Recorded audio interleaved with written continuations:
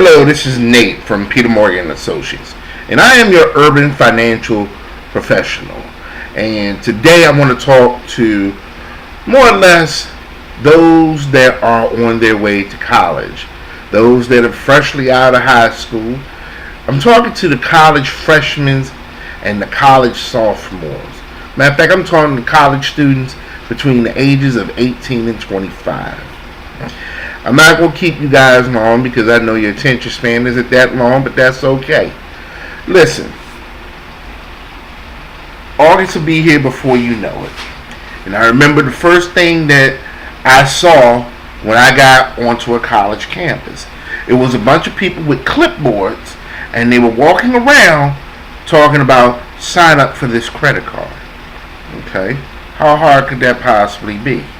At that time, I was provided with a credit card. The credit card had a $300 limit. Now, I'm away at school. I really don't know what's going on. Because my parents didn't tell me about a lot about money and how to manage it. So we got this credit card. The whole dorm had the credit card. You know what? The whole campus had the credit card because everybody got free money. But it's not free money. At some point, you're going to have to pay it back. But I digress. Let me finish the story. So we're working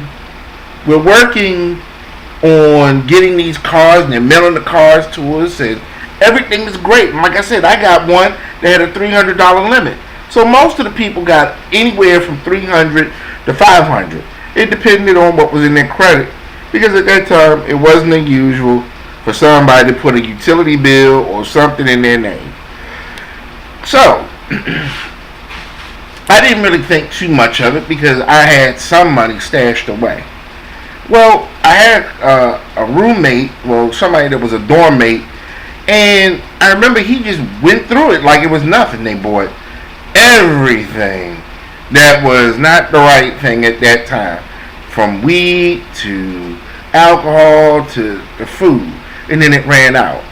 Then all of a sudden, what was interesting is that the phones would start to ring. Hey, you know what? We need our money.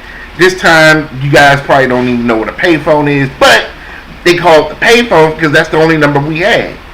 So basically, the credit card companies, these banks were going after the college students, not really educating them. They weren't financially educated. The students were not financially educated. It's just simple and plain. Because, most of us were spending money like it was going out of style because it was free money, which it's not. Now, let me explain. So, now we're in a situation because now you have established some type of credit history. Yes, you will establish credit history. Once you fill out that application, it becomes an inquiry. And it becomes what they call a hard inquiry. Alright? They're going to approve you, most likely. I'm going to say about 90% of the people get approved. Now that you get approved, it will be a very low balance. Let me explain credit to you guys. It's not like a debit card or an ATM.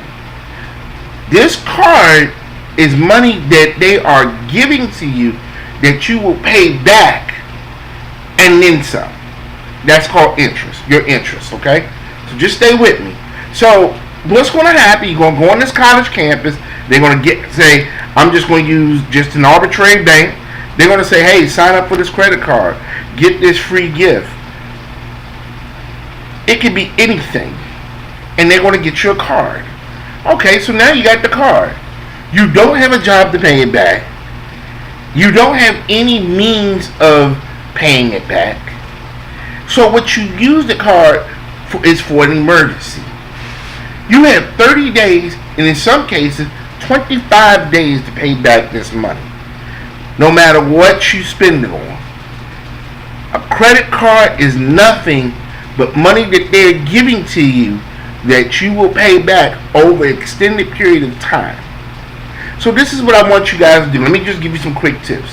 If you're going to fill out the credit card because you want to get a bobblehead of whoever, no problem. go for it.